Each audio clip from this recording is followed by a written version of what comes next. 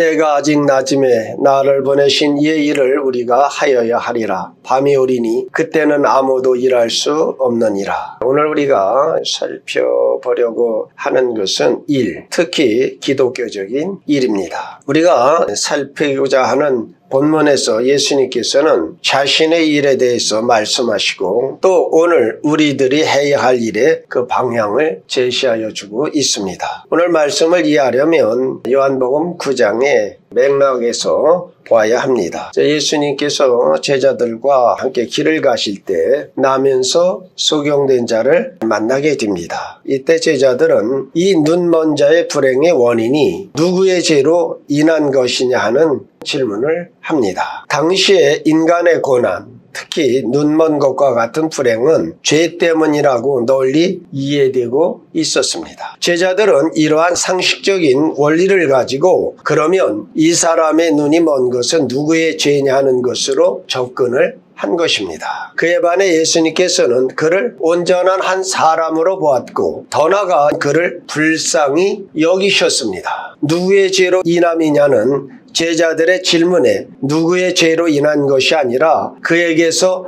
하나님이 하시는 일을 나타내고자 하심이라 하시면서 날 때부터 소경된 사람을 치료하는 일을 시작하셨던 것입니다. 바로 이 맥락에서 예수님께서는 자신의 일에 대해서 말씀하셨고 자신의 일을 하셔야만 한다라고 강조하셨던 것입니다. 또한 밤이 오면 아무도 일할 수 없다는 말씀도 덧붙여 주셨습니다. 예수님의 이 말씀에서 예수께서는 사변보다 일을 더 크게 여기심을 우리는 배워야만 합니다. 지금 중요한 것은 일하는 것입니다. 왜냐하면 일할 시간이 제한되어 있기 때문입니다. 하나님 아버지께서는 예수님을 일하라고 이 땅에 보내셨습니다. 예수님께서는 아버지께서 맡기신 일을 하시기로 작정하셨습니다. 또한 하나님의 자녀된 우리에게도 하나님께서 하여야 할 일을 주셨습니다. 우리도 예수님께서 가지셨던 똑같은 태도로 그 일을 언제나 하고 있어야만 합니다. 오늘 본문 말씀은 아주 교훈적이라 하겠습니다. 본문이 우리에게 일깨우는 첫 번째 생각은 일의 필요성입니다. 일을 우리가 하여야 하리라. 제자들은 소경된 자를 보면서 이론을 따지죠. 누구의 죄로 인함이냐니까 원리를 따지고 있어요. 근데 예수님은 우리가 그를 위하여 무엇을 해야 하겠느냐 하는 답변을 주셨어요. 그렇습니다. 오늘 우리들 되죠. 그것은 잘해서 못해서 아닙니다. 우리가 이것을 어떻게 해결하고 우리가 이것을 어떻게 접근하고 어떻게 도움을 줘야 하겠느냐가 기독자의 자세라고 하는 것입니다. 이 일의 필요성은 예수님의 사역 전체를 통해서 드러나고 있습니다. 그것은 예수 그리스도를 향한 하나님의 뜻과 관계되어지고 있는 것입니다. 누가복음 2장 41절 이하의 말씀을 보면 때가 예수님께서 12살 때입니다. 6월절 절기에 그 부모님들과 함께 예루살렘에 올라갔죠. 그리고 그 절기가 마치고 부모들이 이제 갈릴리로 돌아가는데 하루길을 가고 보니까 예수가 보이질 않는 거예요. 그때나 이때나 12살 먹은 어린 아이가 하루길을 갈 동안 없었다면 얼마나 걱정이 크겠어요. 그래서 아마 찾으며 부르며 다시 뒤돌아 그러니까 하루길을 갔으니까 하루길을 가야 또 만나겠죠. 예루살렘에서도 여기저기 찾다가 드디어 성전에 들어갔더니 예수가 그 랍비들이 가르치는 자리에 앉아서 듣기도 하고 묻기도 하고 있었더라. 그래서 이제 그의 어머니가 묻습니다. 아이야, 네가 어찌하여 우리에게 이렇게 하였느냐? 그때 예수님의 대답이 있죠. 어찌하여 찾으셨나이까? 내가 내 아버지 집에 있어야 될 줄을 알지 못하셨나이까? 이미 그때로부터 아버지 하나님이 아들 예수를 이 땅에 보내신 그이가 무엇을 해야 함을 알고 계셨더라 하는 겁니다. 여러 해 후 이제 예수님께서 공생애를 시작하셨습니다. 공생애 초기에 가버나움에서 더러운 귀신들을 내어쫓고 또 중한 열방에 들어있는 베드로의 장모를 치료하셨습니다. 이에 수많은 온갖 병든 자, 귀신 들린 자들이 예수님께 나와 치유를 받았습니다.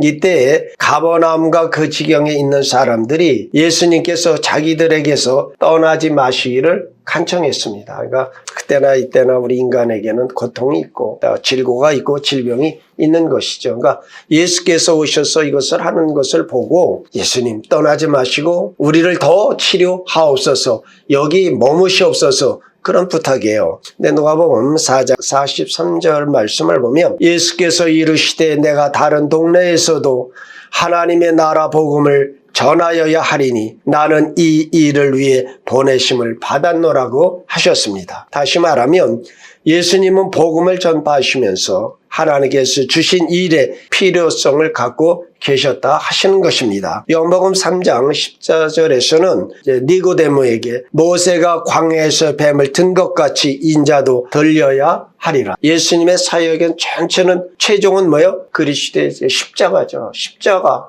마지막에 자기가 대제사장으로서 헌제로 인생을 구원해야 할 그 자신의 사역과 일을 해야 필요성을 알고 계셨더라. 누가복음 19장에 보면 세리장 삭개오가 예수님께서 지나가신다는 소식을 듣고, 그는 키가 작은 사람이라고 그랬죠. 그래서 돌감나무 위로, 참 이거 대단한 거예요. 세리장이라면 그래도 그 당시엔 로마로서 보면 대단한 사람이에요. 근데 자기의 체면 다 벗어버리고 나무 위로 올라가서 예수님을 그래도 한번 보려고. 근데 예수님은 그것을 아시고 삭개오야, 나무에서 내려와라. 오늘 내가 네 집에 유하여야 하겠노라. 여러분, 이것이 아주 대단한 거예요.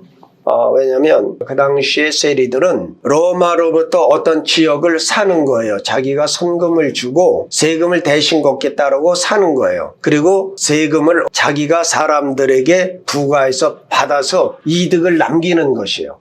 그렇지 않더라도 유대인들에서 보면 로마를 위하여 유대 백성으로부터 세금 걷는 그 자체가 매국노인데 거기다 이득까지 오니까 우리가 말하는 친일 세력과 똑같은, 그거보다 더한 그런 존재였어요.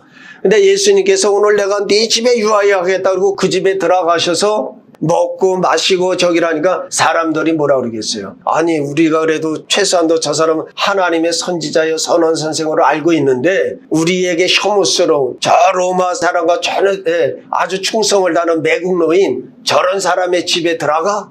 그러면서 비웃었죠. 그러나 그때 삭개오가 기쁨의 나머지 예수님께 나와서 내 소유 절반을 가난한 자들에게 나눠 주겠습니다. 그리고 내가 남을 속여 빼앗은 것이다면 4배나 갚겠습니다. 그때 예수님께서 오늘 구원이 이 집에 이르렀으니 이 사람도 아브라함의 자손이라. 여러분, 이것이 뭐예요? 회복이에요. 오늘 우리는 항상 남을 정죄하고 못쓸 사람으로 몰고 있으나 주님은 어떻게 해서든지 하나님의 일을 사람의 구원에 이르게 그 방편을, 저들의 결핍, 저들의 궁핍, 저들의 필요를 채워주시려고 힘쓰고 애쓰셨다 하는 것입니다.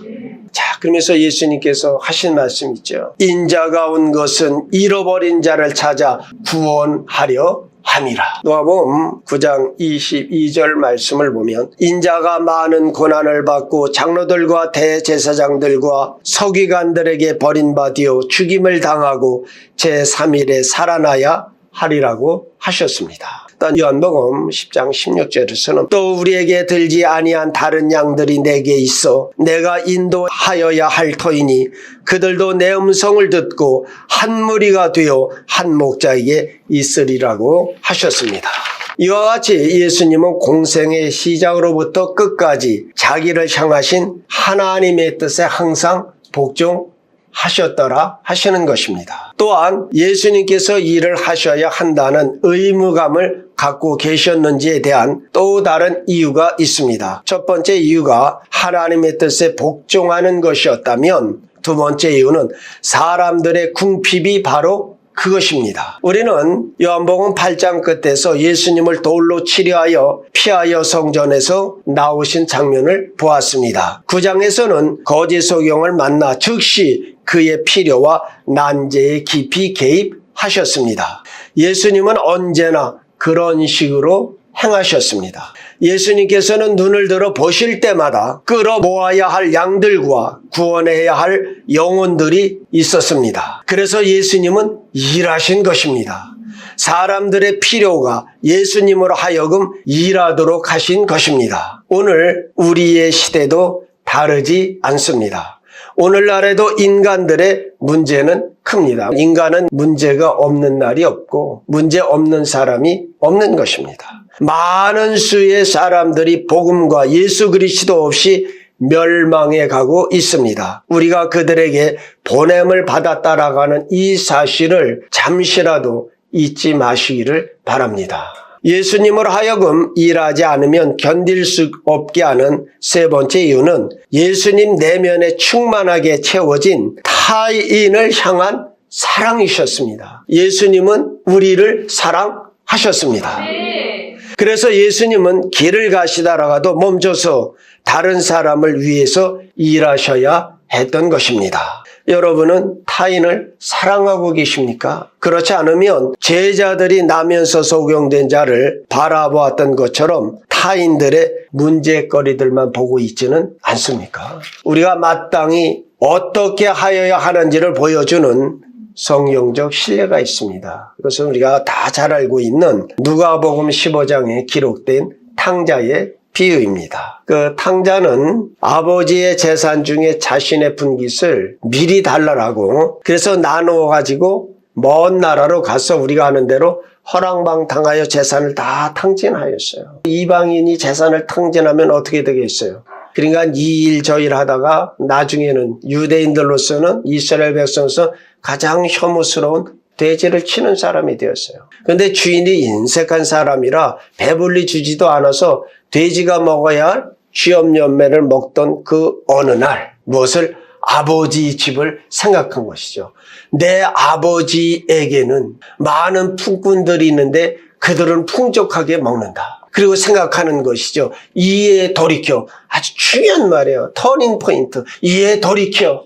내가 아버지에게 가서 내가 아들로서는 아니라 내가 품꾼 중에 하나라도 해서 배불리 살겠다. 그리고 이제 아버지의 집을 향하여 가죠. 근데 먼 발치에서 아들이 오는 것을 보고 그 아버지가 우리말로 하면 버선발로 뛰어나가죠. 그때 아들이 그 아버지와 껴안고 하는 말이 있어요. 아버지, 내가 하늘과 아버지께 죄를 지었사오니 지금부터는 아버지의 아들이라 이 걸음을 감당하지 못하겠나이다라고 말을 합니다. 자, 여러분 이 장면입니다. 우리가 다 아버지가 되어 보십시다. 그 많은 재산을 가져서 피땀 흘려 모은 재산을 달라고 해서 잘되라고 줬더니 거지가 되어가지고 돌아왔어요. 여러분 그 아들을 보고 뭐라고 하시겠습니까? 예? 야, 네 꼴이 그게 뭐냐? 아니 그 많은 재산은 다 어떻게 했어? 예? 이제 여기까지는 그래도 좀 우리 성도 수준이에요. 이제 그 나머지는 다 거죠. 예, 그 꼴을 하고 기어들긴 왜 기어들어와? 그냥 나가서. 이게 대다수의 태도라는 거죠.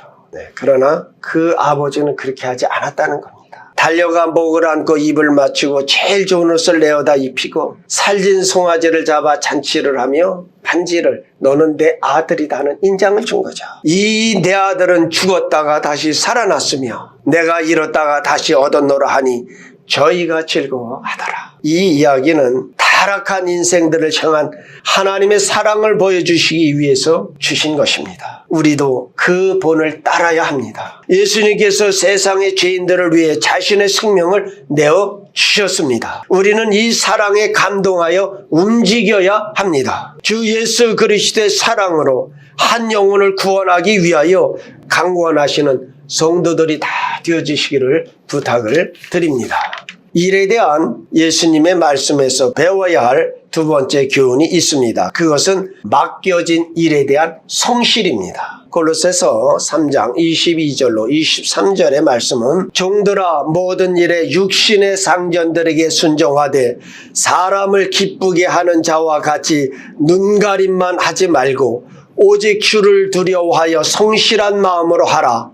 무슨 일을 하든지 마음을 다하여 주께 하듯 하고 사람에게 하듯 하지 말라. 이건 기독교인의 일의 원리만 아니라 삶의 원리는 무엇이냐면 성실이라는 것이요. 내가 어느 그 기업하는 장로님을 뵌 적이 있어요. 근데 그 장로님이 이런 말씀을 하시더라고요. 내가 이제 얘기를 그럼 장로님 그 교회 우리 성도들도 좀 많이 취업을 했겠나요? 아니 목사님 그렇지 않습니다. 왜요? 같은 교회 성도들을 좀 썼더니 같은 교회 다닌다는 것으로 그것을 명함 삼아서 일을 열심히 안 한다는 거예요. 무슨 말 하면 장로님 어쩌 여러분 기독교는 그렇게 하는 것이 아니에요. 성실하게 사람이 보든 안 보든 사람에게 보이는 것이 아니라 하나님에게 보이듯이 하나님에게 예배하듯이 성실로 살아가는 것입니다. 이와 같이 우리 그리스도의 일의 원리는 사람을 기쁘게 하려고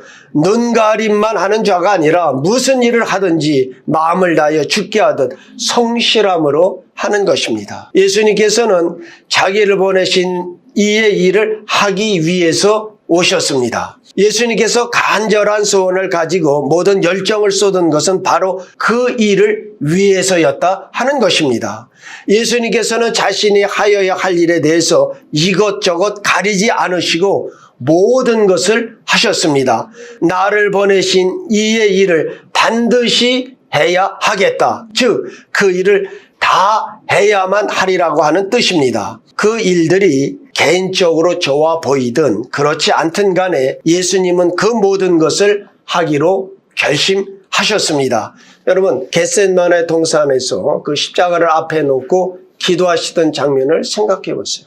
그러니까 우리 인간으로서는 십자가의 고통이 너무너무 고통스러워서 그것을 지기를 예수님의 인성이 반대하는 거예요. 아버지여 내 원대로 하지 마옵시고 근데 그 전에 이 잔을 내게서 옮길 수 있으며 옮겨 주시옵소서. 이것이 인간의 본성이에요. 그러나 내 원대로 하지 마시고 아버지의 원대로 하옵소서. 그러니까 전 인성이 십자가에 당할 그 영혼의 고통을 바라보며 그럼 그것이 얼마나 고통스러운지 심수고에서 떨어지는 땀방울이 핏방울 같더라. 얼마나 심령적으로 힘쓰고 애썼으면 실핏줄이 터져서 땀에 배어 나왔겠느냐 하는 것입니다. 그러나 끝내는 무엇이에요? 내 원대로 마옵시고 아버지의 원대로 하옵소서 하며 자신을 굴복시키셨습니다. 오늘 우리도 우리에게 맡기신 일을 위하여 그렇게 해야 합니다. 사랑하는 성도들이여 이제부터 저와 여러분에게 주어진 일에 최선을 다하는 충성스러운 일꾼들이 다 되어주시기를 예수님의 이름으로 축원드립니다. 셋째로 일에 대한 예수님의 말씀은 일에 주어진 제한성입니다. 그 말씀은 시간이 짧다는 것을 가르쳐 주고 있습니다. 때가 아직 낮음에 나의 보내신 이의 일을 우리가 하여야 하리라. 낮이란 말은 예수님이 땅에 계시는 기간을 가리킵니다. 물론 예수님께서는 시간의 제한을 받지 아니하시는 하나님이십니다. 그러나 이 세상에 계실 때에 하셔야 될 일들이 있었다 하는 것입니다. 그러므로 예수님께서는 이런 의미의 사명 실행의 때가 지나간 다음에는 밤과 같은 일할 수 없는 때가 올 줄 알고 계셨다 하시는 것이죠. 그리하여 사명 실행의 기회를 놓치지 아니하셨습니다. 우리 인생들이 땅 위에 있는 시기는 낮과 같이 귀하며 하나님의 일을 하기 위한 금보다 귀한 시간입니다. 오늘은 우리가 이 일도 하고 저 일도 합니다. 그러나 내일은 모른다는 것입니다. 그래서 우리 그리스도인들은 하루하루를 성실로 살아가야만 하는 것입니다. 오늘 일을 내일로 미루지 않는 것입니다. 오늘에 주어진 기회들을 잃지 아니하시는 기회를 꼭 잡는 성도들 되어주시기를 축복드립니다.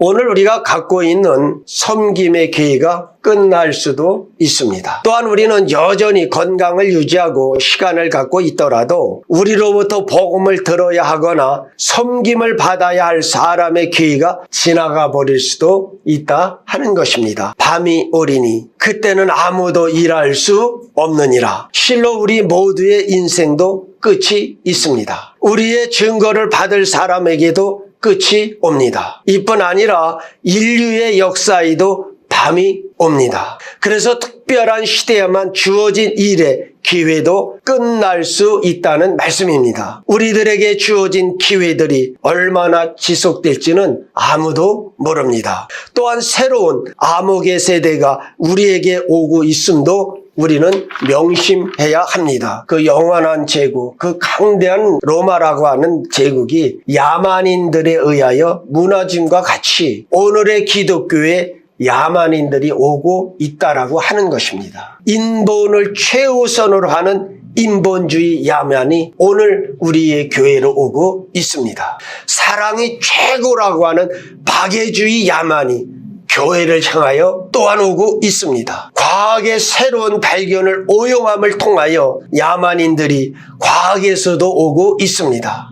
인간들의 악한 목적으로 여론을 조성하는 방식으로 매스컴을 통해서도 야만들이 오고 있다라고 하는 것입니다. 종교 영역에서도 오고 있습니다. 제도적인 기독교가 갈수록 이단 사설과 사탄주의와 인본주의에 자리를 내어주고 있는 것이 주지의 사실입니다. 오늘의 많은 그리스도인들이 의와 거룩과 경건에서 돌아서고 있다는 안타까운 현실입니다. 갈수록 그리스도인과 세상 사람들 사이에 구분선이 없어지고 있습니다. 형식적인 이름뿐인 명목적인 크리스찬, 썬데이 크리스찬 여러분 지향하시고 예수 그리스도를 향하여 온전한 성도들이 되어지시기를 예수님의 이름으로 축원드립니다. 밤이 오고 있습니다. 예수님께서 밤이 온다라고 말씀하셨습니다. 밤이 오고 있음을 우리도 의식할 수 있습니다. 그러나 우리는 그렇게만 말하면 다 된 것이 아닙니다. 밤이 깊으면 새벽이 오고 있는 것입니다. 역사의 밤이 오고 있습니다. 그렇습니다. 그러나 중요한 것 있죠. 예수님도 오시고 계십니다. 주께서 야만주의를 심판하시고 자기 백성들을 영원한 처소로 영접하여 주실 것입니다. 우리는 주 앞에 서야 합니다. 그것이 바로 우리가 소망하고 있는 날입니다. 우리의 기쁨의 날이기도 합니다. 그리고 그날은 우리의 모든 삶을 계수하는 날이기도 합니다. 모쪼록 주께서 우리에게 주신 달란트를 활용하여 일을 남겨 그날에 착하고 충성된 종아 내가 주인의 즐거움에 참여하리라고 하는 극한 칭찬과 주님의 상에 참여하시는 우리 온 성도들 다 되어지시기를 주 예수 그리스도의 이름으로 축원드립니다. 기도하시겠습니다.